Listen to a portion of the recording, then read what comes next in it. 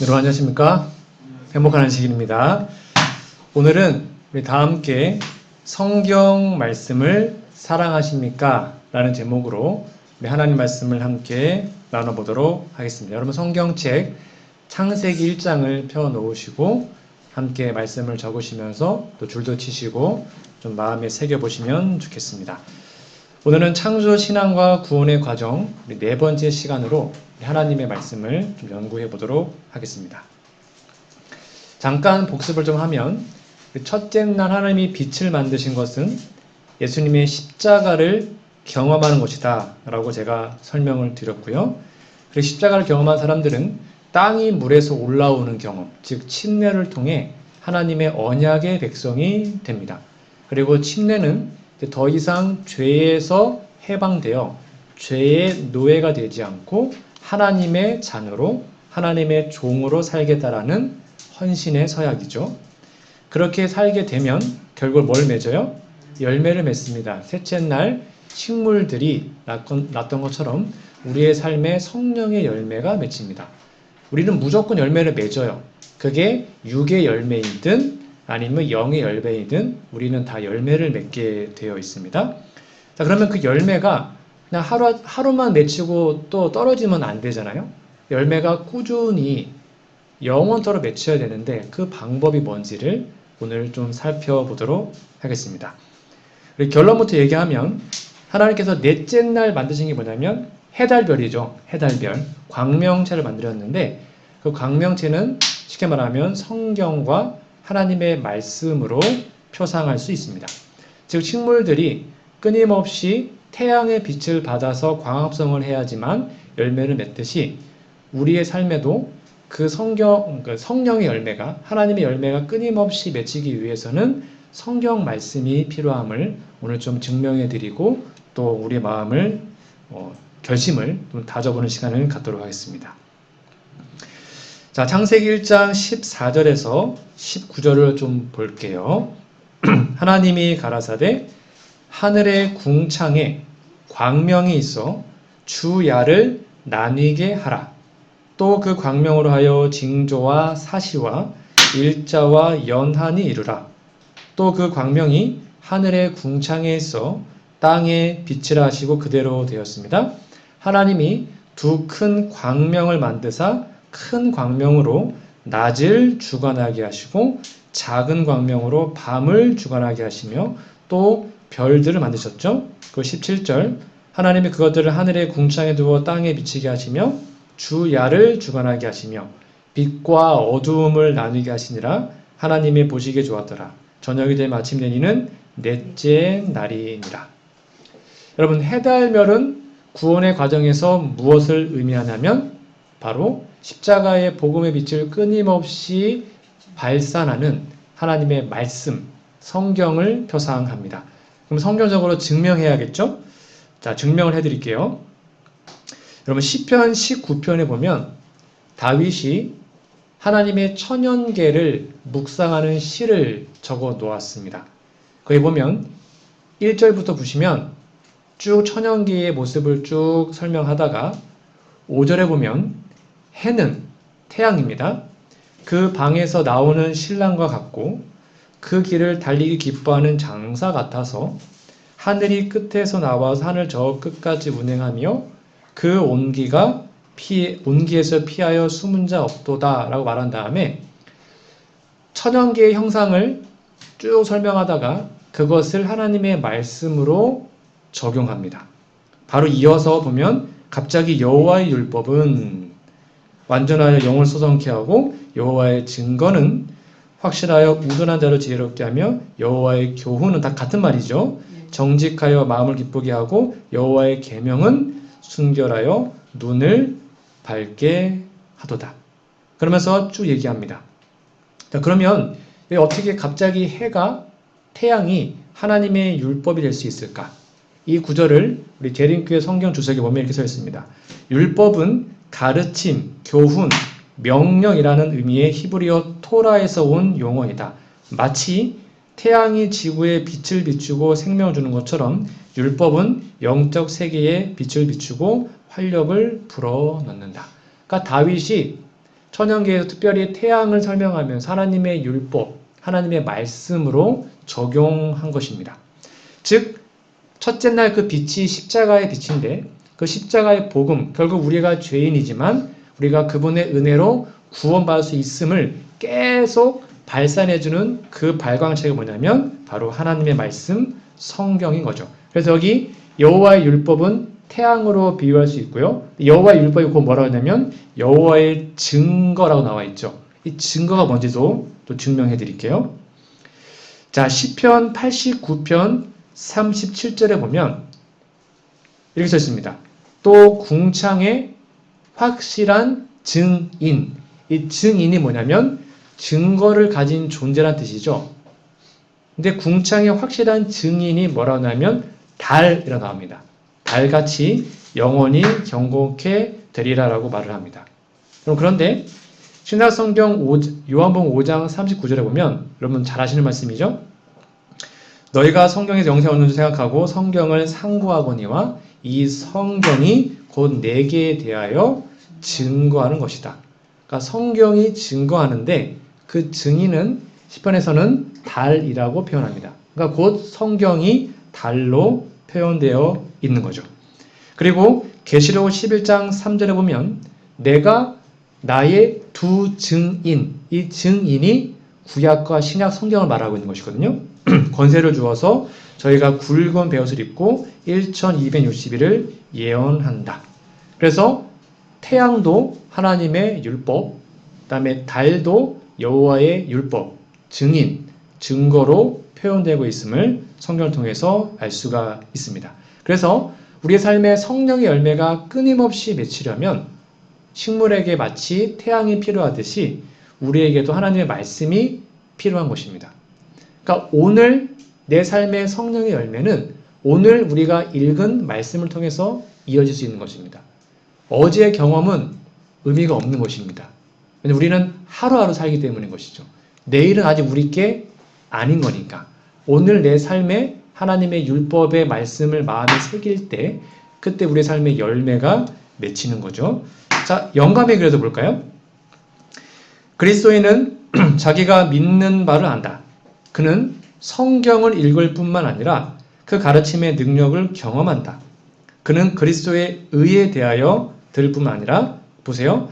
영혼의 창문을 의의 태양빛으로 열어놓는다. 그러니까 예언의 신에도 성경을 태양으로 표상하고 있죠.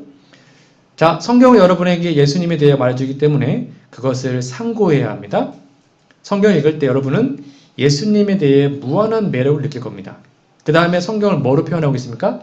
의의 태양이 여러분의 심령의 어두운 구석을 비추게 하십시오. 그러니까 예언의 신의 성경을 태양으로 표상하고 있죠. 우리에게는 마음을 부드럽게 하고 유순하게 하는 의의 태양의 밝은 햇빛이 필요하다. 원칙에 대하여 우리는 언제나 바위처럼 견고해야 하며 성경의 원칙들을 가르쳐야 한다. 그게 뭐래요? 의의 태양, 성경의 원칙이라고 말하고 있죠. 그리고 그것을 거룩한 행실로 뒷받침하라. 그래서 증명했죠. 넷째 날의 해와 달과 별, 즉 발광체는 하나님의 말씀을 표상하고 있습니다.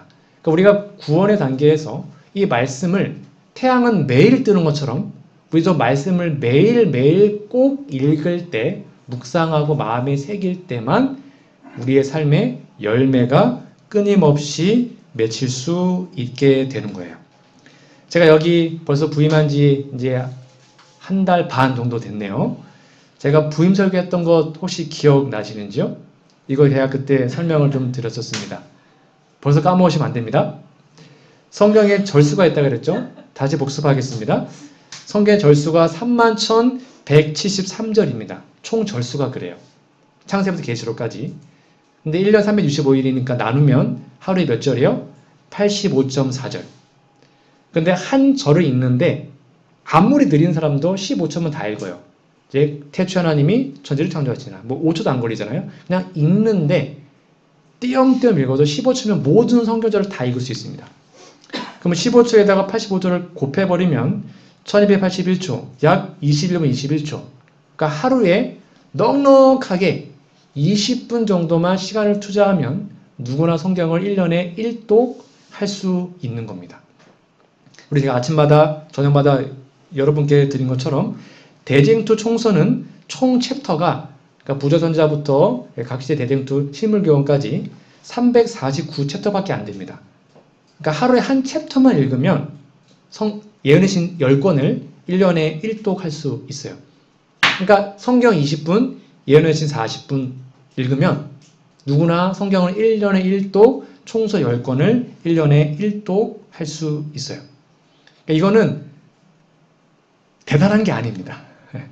우리가 집사님, 제가 오늘 밥을 3끼 먹었습니다. 이게 대단한 겁니까? 당연한 거잖아요. 제가 드디어 오늘 아침에 밥을 먹었습니다. 이거 당연한 거 아닙니까? 살아있을 때만 밥 먹는 거잖아요. 마찬가지로 우리가 매일매일 말씀을 읽는 것은 최소한 1시간 정도 말씀에 심취되어 읽는 것은 이거는 기본인 거예요. 당연한 거예요. 당연한 거. 근데 이러한 것들이 오늘날 우리 재림교회에 또는 우리 성도들의 마음속에 또는 삶 속에 혹 없다면 우리 정말 고민해 보셔야 됩니다. 나는 진짜 그리스도인인가? 자, 제가 성경 통도표를 몇 개 좀 소개를 시켜드릴게요. 현재 지금 저희가 같이 하고 있는 것은 그냥 1년 창세기부터 계시록까지 쭉 읽는 것 제가 올해 좀 같이 진행하고 있는데 그것 외에도 성경 읽는 되게 다양한 툴이 있습니다. 이걸 제가 다 해봤고 정말 좋은 것인데 좀 설명을 드리고 필요하신 분들은 제가 프린트를 해드리고 또 하는 방법을 알려드리겠습니다. 올해는 우선 1년 가는 것이고요. 맥체인 성경 통독이라는 게 있고요. 그 다음에 예수 묵상 성경 통독이라는 게 있고 그 다음에 2년 1독 성경 통독표가 있고 그 다음에 연대 기준으로 읽는 성경 통독표가 있습니다. 좀 설명을 좀 드려볼게요. 이게 이제 맥체인이라는 겁니다. 맥체인은 우리 교회는 아니고요. 일반 개신교에서 아주 유명한 목사님이 1500년 됐던가 하여튼 그 분이 만든 건데 자 앞에 좀 보시면 자 우리 1월 1일에 보면 가정이 있고 개인이 있습니다. 그리고 창세기 1장, 마태복음 1장, 에스라 1장, 사도행전 1장 이게 뭐냐면 성경을 하루에 4장을 읽어요. 근데 구약 2장, 신약 2장을 읽는 겁니다. 우리가 이제 창세기부터 계속까지 읽다 보면 이게 이제 뒷부분 신약이 10월달쯤 나오거든요. 그러니까 이제 조금 힘든 거예요. 많은 분들이. 특히 족보 나오면 다 헷갈리고 막 제사법 나오면 다 힘들어하고 그런 건데 이거는 우리가 쉽게 말하면 MBC, SBA, 뭐 KBS 이렇게 채널이 있는 것처럼 내 채널을 동시에 가는 거예요. 그래서 무조건 4장이 있는데 창세기 1장, 그러니까 창세기는 태초의 시작, 마태복음 신약의 시작, 에스라는 이제 포로기 이후의 시작, 사도행전은 초대교회의 시작 해서 4가지 채널로 재미있게 성경을 읽어나가는 방법입니다. 자, 이것도 몇 년 동안 해봤어요. 되게 좋아요. 그래서 반드시 아무리 힘든 어떤 족보나 이런 게 나와도 여기에는 뭐가 나와요? 반드시 신약 성경이 들어가 있기 때문에 따분하지 않습니다. 족보도 하루에 한 장 읽으면 되는 거니까 내 채널로 쭉 읽는 거예요. 이렇게 하면 성경을 1년에 구약 1번, 신약 2번, 시편 2번을 읽어요. 요 표대로 하면. 필요하면 제가 프린트를 해드릴 테니까 원하시는 분들 신청해 주시면 되겠습니다. 요게 뭐냐면요. 요것도 제가 몇 회 해봤는데 예수 묵상 통도표입니다. 이게 뭐냐면 우리 마태복음부터 마태, 마가, 누가, 요한 4복음서가 있잖아요. 이 4복음서를 1년 동안 나눕니다. 그러니까 매일 예수님의 생애를 짧지만 묵상하는 거예요. 그게 첫 번째 파트예요. 그리고 그것을 지지해주는 구약, 신약의 다른 본문들을 같이 읽는 겁니다. 여기 보면 1월 1일 날 마태복음 1장을 읽잖아요. 1절로 17절. 그러면 시편 1편, 창세기 1, 2장, 사도행전 1장을 읽어서 예수님의 생애를 묵상하면서 다른 성경에서 뭐라고 하는지를 서로 이렇게 연관시켜 보는 방법. 요거는 장점이 4복음서를 1년 동안 깊이 묵상하면서 예수님의 생애를 매일 묵상할 수 있는 되게 좋은 장점이 있습니다. 요것도 진짜 좋은 툴이고요. 요거는 이제 2년 1독입니다.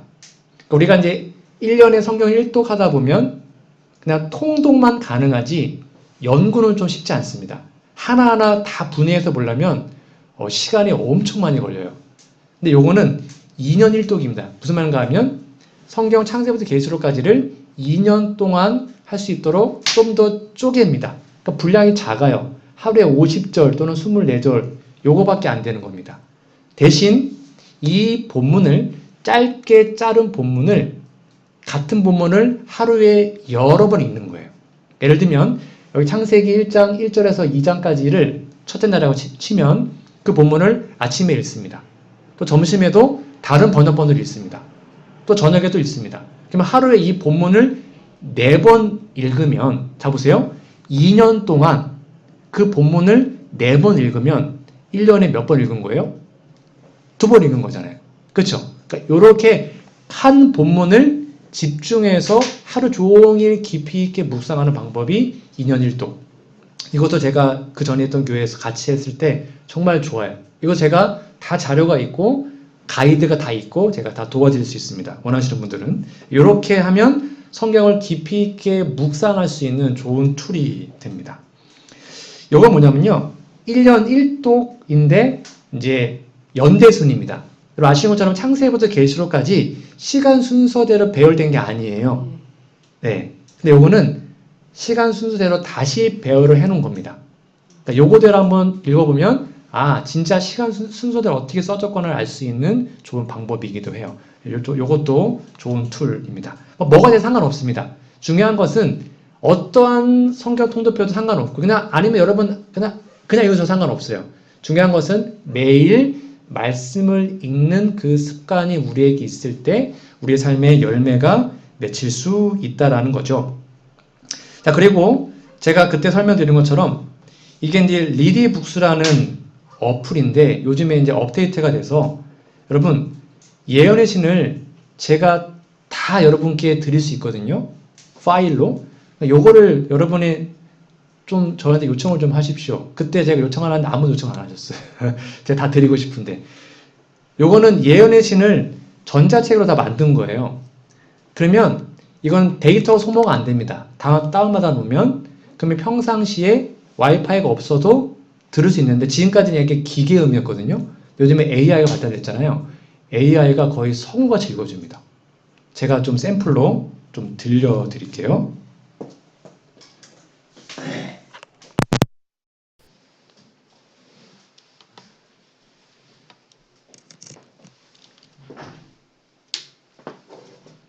한번 들어보세요.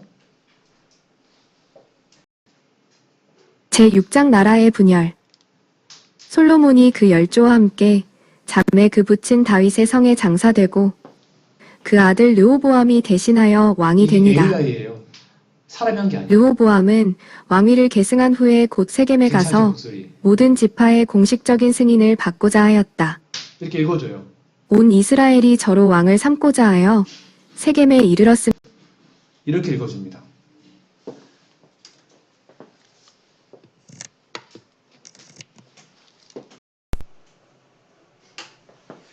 그럼 내가 보고 싶을 때 아무 때 네. 그렇게 할 수 있습니다. 그렇게 할 수 있고, 아니면 그냥, 저는 보통 뭐 산책하거나 이럴 때, 그냥 틀어놓는 거예요. 귀에 꽂고, 운동하면서 그냥 예언신을 계속 듣는 거죠. 계속 노출시키는 거죠. 그러니까 예전에는 기계음이었거든요. 이제는 AI 성우가 진짜 잘 읽어져요. 그러니까 이렇게 읽으면 이건 돈이 안 들어요. 데이터가 안 들어요. 그러니까 이런 식으로 그냥 계속 틀어놓으면 1년에 제가 해보니까 그냥 짜투리 시간, 차 운전할 때 뭐 그런 짜투리 시간에만 틀어놔도 1년에 아마 15번 이상 충분히 읽더라고요. 예언신을. 그러니까 끊임없이 듣는 것입니다. 진짜 좋은 방법입니다. 원하시는 분들 저한테 얘기하시면 제가 여러분 핸드폰에다 다 깔아드리고 알려드리도록 하겠습니다. 여러분 성경 통독이 중요할까요? 아니면 말씀 묵상이 중요할까요? 아 그럼요. 맞아요. 둘 다 중요합니다. 즉 성경 통독은 큰 숲을 보는 것입니다. 그래서 최소한 1년에 한 번이라도 창세부터 계시록까지는 한 번 계속 도는 거예요. 이거는 그냥 쭉 도는 것입니다. 통독을 하는 거예요. 통독. 이해되거나 안 되고 그냥 읽는 거예요. 근데 말씀 묵상은 뭡니까? 그 중에 한 책을 정해서 한 절 한 절 깊이 있게 파고드는 게 묵상이거든요. 이것도 필요합니다. 그래서 나무도 봐야 되지만 또는 아니 숲 전체도 봐야 되지만 또는 나무도 깊이 봐야 되는 것이거든요. 이렇게 써 있습니다. 영감의 글입니다. 성경을 급히 읽음으로써 별로 유익을 얻지 못한다. 성경 전부를 통독할지라도 오히려 그 밑점, 즉 아름다운 점을 보지 못하고 성경의 깊고 숨은 뜻을 깨닫지 못할 수도 있는 거죠. 그 다음에 중요한데요. 한 구절을 의미가 마음에 명백히 깨달아지고 한 구절입니다. 또 그 구절과 구원의 경륜과의 관계를 확연히 이해하기까지 연구하면 그것은 아무 확고한 목적 없이 또는 아무런 확실한 교훈을 받지 못하면서 여러 장을 읽는 것보다 더욱 가치 있는 것이 된다. 쉽게 말하면 이해하지 못하고 그냥 막 몇 장 후로 읽는 것보다는 한 절이라도 깊이 있게 묵상하는 게 더 가치가 있다는 것입니다. 그래서 이 두 가지를 병행해야 되는데 어떻게 하래요? 성경을 항상 가지고 다니랍니다. 오늘날 우리의 핸드폰 성경 다 있잖아요. 기회가 있는 대로 구절들을 기억하고 또 암송하고 연구할 수만 있다면 정말로 좋겠죠. 여러분 그러면 말씀 묵상은 뭘까요? 묵상. 이 묵상이라는 단어가 이렇게 써 있습니다. 이 묵상은 메디테이션이라는 이 어원인데요. 원래 라틴어 베디켈루스에서 온 말로 약이라는 뜻과 같습니다. 약이라는 단어와 묵상이라는 단어가 같은 어원을 갖고 있어요. 무슨 말입니까? 여러분 약이 약 봉투에 또는 병에 담겨서 의사가 여러분에게 주잖아요. 여러분 일주일치 약입니다 라고 줘요. 근데 그 약을 그냥 내 옆에만 두고 있으면 그 약 효력이 저한테 옵니까? 왜요? 약이 제 옆에 잔뜩 있는데. 옆에 두면 아무 의미가 없어요. 어떻게 되는 거예요? 먹어야지만 의미가 있는 것입니다. 그 말이에요. 성경은 늘 우리 옆에 있죠. 네. 근데 그게 중요한 게 아니고 성경을 뭐 할 때? 약을 먹듯이 음미해서 내 마음에 새길 때에만 그게 효력이 있다라는 것입니다. 그래서 성경 말씀도 그냥 지식으로만 머리에 남아있는 것이 아니라 심령 속에 살아있는 정말로 묵상의 과정을 통해서 내 인격의 모든 것을 말씀을 통해서 빨아들일 때 그때 이 말씀 묵상은 힘이 있는 거죠. 그래서 말씀 묵상 어떻게 하는 거냐면 시간과 장소를 정해서 매일 하나님을 개인적으로 만나는 시간이고요.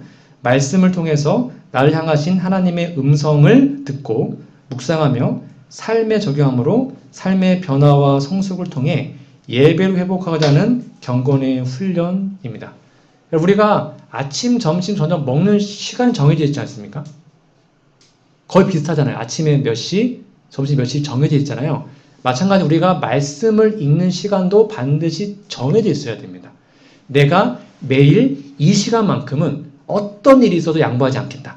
이 시간만큼은 하나님의 말씀을 읽고 하나님께 기도하는 시간을 갖겠다라고 정해놓지 않으면 정말 바쁘다 보면 그게 못할 때가 진짜 많아요. 목사인 저도 그럴 때가 있단 말이에요. 그래서 시간 정해놓으셔야 되는 겁니다. 요 시간, 요 장소에 나는 말씀을 읽고 하나님을 만나겠다. 그것만 정해놔도 말씀 묵상에 반은 성공하는 겁니다. 시간만 정해놔도. 근데 그게 안 되면 참 쉽지가 않은 거예요. 우리의 영적 활기와 능력을 주는 것은 우리의 묵상하는 것으로 되는 것이죠. 그러니까 내 마음속에 무엇을 채우느냐가 내 삶의 가치관을 드러내는 거잖아요. 많은 사람들이 예배에 참석하여 하나님의 말씀으로 소생과 위안을 얻어요. 그러나 그들은 묵상과 경성과 기도를 등한함으로 말미암아 축복을 잃어버리고 축복을 받기 전보다 더욱 심한 결핍 속에 빠져있는 자신들을 발견합니다. 그들은 과거가 자신에게 있던 것을 깨닫지 못해요. 즉 예수에게 떠남으로 그들은 예수님의 임재의 빛을 막아버렸어요. 그 다음에 같이 읽어볼까요? 마지막 시작. 우리가 그리스도의 생애를 깊이 명상하는데 매일 1시간을 바치는 것은 매우 좋은 일이다. 예수님의 생애를 묵상하도 좋고 다음 기가 예언이니까 예언을 공부해도 좋고 하여튼 하나님의 말씀을 최소한 1시간 정도 이상은 깊이 묵상하고 마음에 새기는 것이 정말로 중요합니다. 우리가 아침, 점심, 저녁 밥 먹는 시간만 계산해도 1시간 이상 먹습니다. 보통 20분, 30분씩 3끼 먹잖아요. 마찬가지로 하나님의 말씀도 최소한 1시간 이상은 깊이 묵상하는 경험이 저와 여러분에게 있기를 간절히 바랍니다. 그럼 왜 묵상을 해야 되는가? 여러분 다 아시는 것입니다. 첫 번째가 뭐라고요? 그리스도를 닮아가는 과정이기 때문입니다. 우리는 바라봄으로 변합니다. 그건 법칙입니다. 내가 맨날 안 좋은 것만 보면 그렇게 변하게 되어 있습니다. 그 우리 마음의 법칙이에요. 우리가 하나님을 바라보고 예수님을 바라보고 그분의 품성을 바라본다면 말씀을 통해서 예수님처럼 닮아가게 되는 거예요. 이거는 변할 수 없는 법칙이기 때문입니다. 그래서 예수님을 닮기 위해서 말씀을 묵상하지 않으면 불가능합니다. 그러나 반대로 우리가 말씀을 묵상하고 예수님을 바라본다면 우리의 품성은 변할 수 있을 겁니다. 예수 그리스도를 바라보는 자들은 그분의 품성을 바라보고 그분의 말씀을 묵상하며 그분의 교훈을 실천하고 산 선교사가 된대요. 그들의 말은 아로새긴 은쟁만의 금사과와 같이 될 수 있다. 그래서 우리는 말씀을 묵상하는 겁니다. 자, 두 번째, 왜 말씀을 묵상해야 될까요? 응답받는 기도의 비결이기 때문입니다. 자, 요 얘기도 한번 했습니다. 말씀과 기도는 함께 가는 것이죠. 자, 우리가 기도했습니다. 하나님 우리의 마음 속에, 우리의 삶 속에 응답하십니다. 그럼 그걸 어떻게 분별할까요? 사탄도 기도 응답할 수 있는데 어떻게 분별하는 거예요? 말씀을 통해서 분별하는 것입니다. 하나님 내 삶에 응답한 그 기도의 응답이 정말 하나님의 뜻인지를 말씀을 통해서만 분별할 수 있기 때문이죠. 우리가 이와 같이 우리는 자기 백성을 죄에서 구원하기 위해서 이 세상에 오셨던 그분의 사명을 묵상해야 합니다. 우리가 이와 같이 하늘에 대한 문제를 묻고 할 때 우리의 믿음과 사랑은 점점 강하여질 것이고요. 우리의 기도는 더욱더 하나님의 받아들이시는 바가 될 것이니 이는 우리의 기도가 더욱 믿음과 사랑을 하는 기도가 되기 때문입니다. 즉 기도조차도 말씀을 근거로 기도할 때 하나님께 올려줄 수 있기 때문이죠. 자, 세 번째입니다. 왜 우리는 성경을 묵상해야 될까요? 바로 성공적인 삶의 비결이기 때문입니다. 여러분 성경에서 말하는 성공은 뭘까요? 돈 많이 버는 걸까요? 세상에 유명해지는 걸까요? 성경에서 말하는 성공은 우리가 구원받는 것입니다. 그거예요. 우리가 영생을 얻고 하나님의 율법에 순종하는 사람이 되는 것입니다. 그게 최고의 성공이에요. 우리 아무리 돈 많아도 영생 잃어버리면 아무 의미 없잖아요. 우리 혹시 가난하고 좀 힘들어도 우리가 영생을 얻는다면 그게 진정한 성공인 것이죠.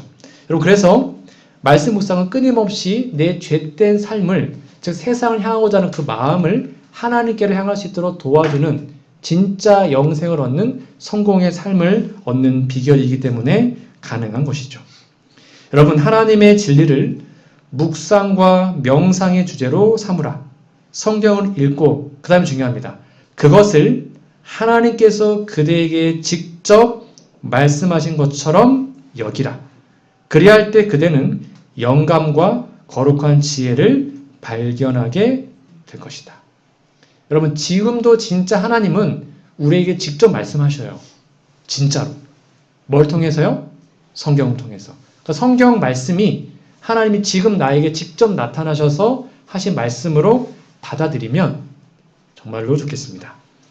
묵상과 기도는 우리로 위험의 길로 무모하게 들어가지 않도록 지켜줄 것이고요. 많은 패배를 면하게 해줄 것입니다. 이어서 볼까요? 마음에 항상 하나님을 묵상하는 그리스도인은 결코 패배를 당하지 않아요. 사탄의 유혹에서 승리할 수 있다는 것이죠. 어떤 악한 계교도 그의 평화를 파괴하지 못해요. 늘 마음속에 평강이 있는 거죠. 하나님의 말씀의 모든 약속과 하나님의 은혜의 모든 능력과 또 여호와의 모든 부요함은 그런 사람의 구원을 보증합니다. 여러분 보세요. 에녹이 하나님과 동행하는 것도 바로 이와 같은 거였습니다.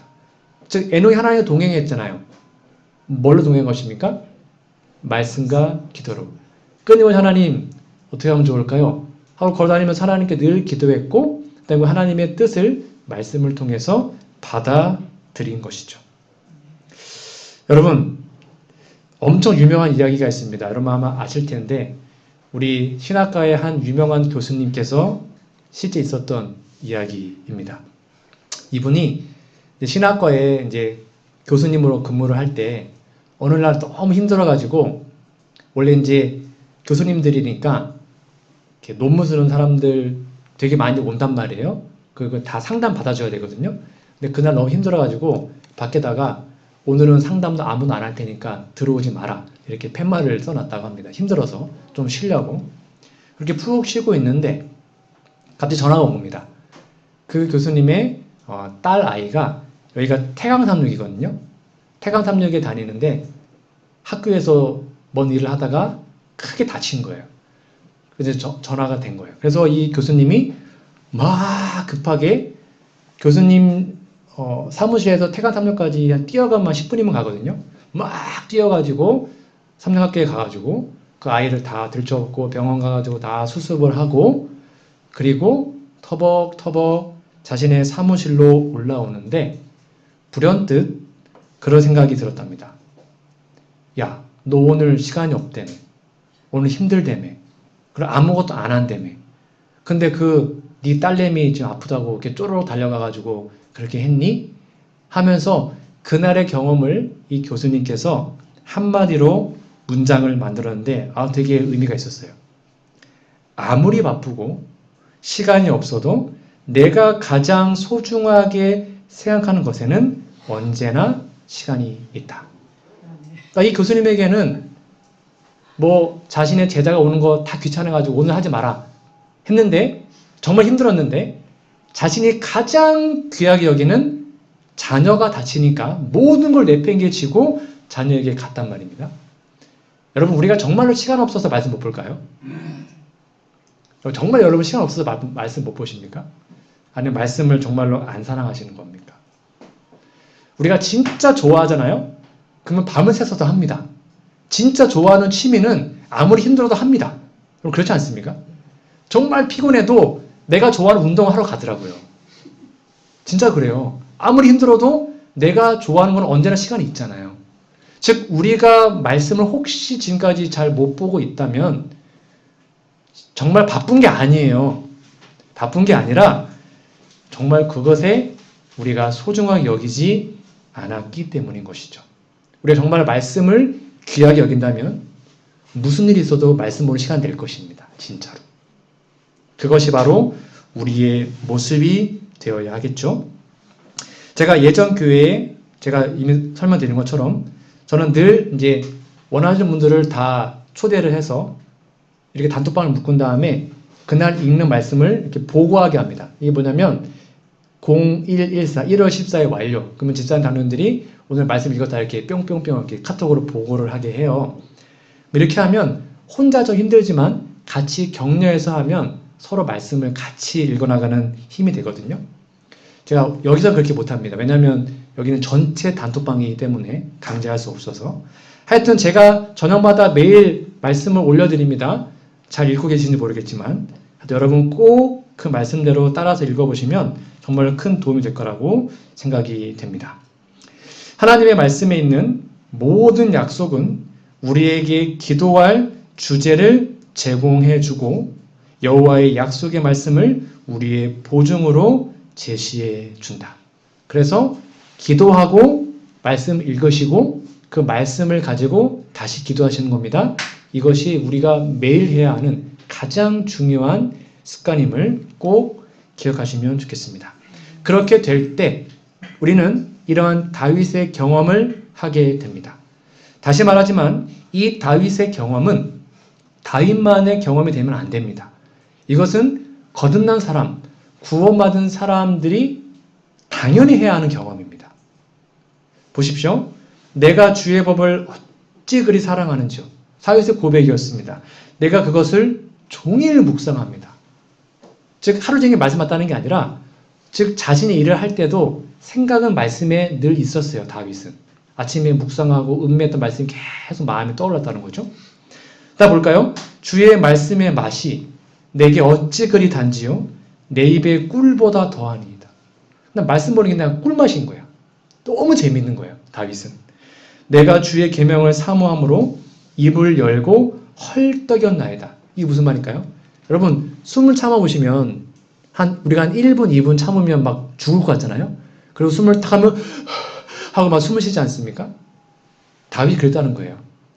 그렇게 짧은 시간이라도 말씀을 안 보면 막 미치겠는 거예요. 보고 싶어서. 막 헐떡이는 마음으로 말씀을 봤다는 것입니다. 이게 다윗만의 경험이 아니라 구원받은 거듭난 사람은 다 이런 경험을 하게 됩니다. 반드시. 우리의 모습은 어떠합니까? 같이 읽어볼게요. 여러분의 결심마음 하나님께 올려볼까요? 시작. 나는 날마다 성경을 읽겠습니다. 나는 일삼아 성경을 읽겠습니다. 나는 틈나면 성경을 읽겠습니다. 이게 정말 우리의 결심이 되기를 간절히 바랍니다. 또한 이제 묵상을 넘어서 암송을 조금 설명드릴게요. 여기 보면 하나님의 말씀을 연구하는데 그 귀한 약속들을 암송하라고 합니다. 여러분 정말 이제 마지막 때가 되면 여기 써있죠. 우리가 성경을 빼앗기고 성경을 못 보게 될 때도 있을 겁니다. 그러면 여전히 하나님의 말씀을 우리 마음속에 소유할 수 있게 되죠.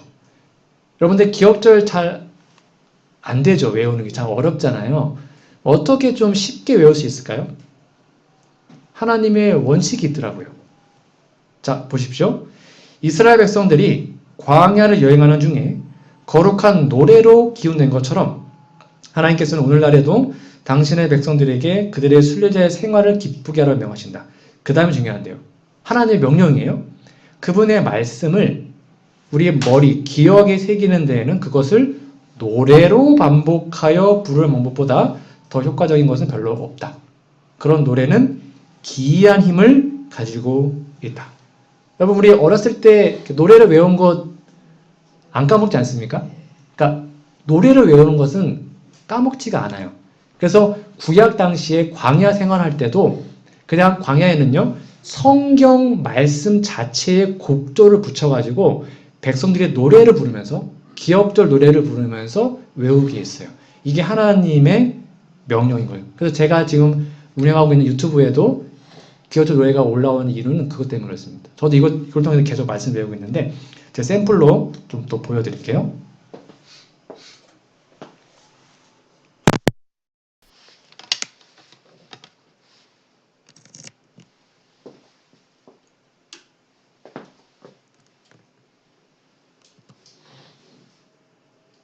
일기 13과 피차 사랑의 빛 외에는 아무에게든지 오늘 아무 거. 빛도 지지 말라. 남을 사랑하는 자는 율법을 다 이루었느니라. 로마서 13장 8절. 이렇게 악보가 다 있고요. 노래가 다 있습니다. 필요하면 제가 유튜브에다 공유해드릴게요.